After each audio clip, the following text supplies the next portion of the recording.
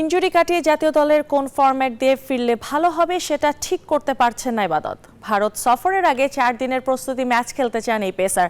ফেলে আসা কষ্টের দিনগুলোকে আর মনে করতে চান না এই তারকা। তিনি বলছেন, আপাতত মনোযোগী দলে ফিরে দারুণ কিছু করার দিকে। জাতীয় দলের সতীর্থরা যখন ব্যস্ত পাকিস্তানে, তখন মিরপুরের ইন্ডোরে তপ্ত রোদে নিজেকে খুঁজে পাওয়ার চেষ্টায় ইবাদত হোসেন।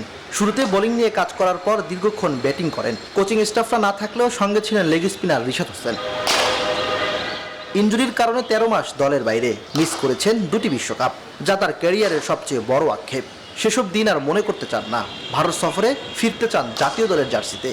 এখন সবচেয়ে মুখ্য উদ্দেশ্যই ওটা হচ্ছে যে আমি যে জায়গায় গিয়ে আমার খেলাটা স্টপ হয়ে আছে, ওখান থেকে যাতে আরও বেটার পজিশনে আমি থাকতে পারি বা যাইতে পারি, যে ওখান থেকে যাতে আমি আমার স্ট্যান্ডার্ডটা নিচে না নাম। এইচপির হয়ে অস্ট্রেলিয়া সফরে যাওয়ার কথা ছিল, ফিটনেসের কারণে শেষ মুহূর্তে সেটা হয়নি। অপেক্ষা শুধু ম্যাচ অনুশীলনের। আমার কাছে মনে হয় একটা সুযোগ আছে যে আমরা ইন্ডিয়া সিরিজের আগে আমরা কোনো নিজেদের মধ্যে একটা 4 ডে ম্যাচ খেলার, যদি ওখানে যদি খেলার সুযোগ থাকে তাহলে আমি আমাকে জাজ করতে পারবো যে আমি কতটুকু fit enough for test match খেলার জন্য।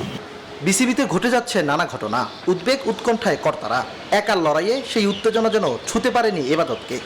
না, আমি তো আমার প্র্যাকটিস ফ্যাসিলিটিস পাচ্ছি, একাডেমিতে থাকতেছি, খাওয়া পাচ্ছি, প্র্যাকটিস ফ্যাসিলিটিস পাচ্ছি, আমার কাছে তো কোনো কমপ্লেন।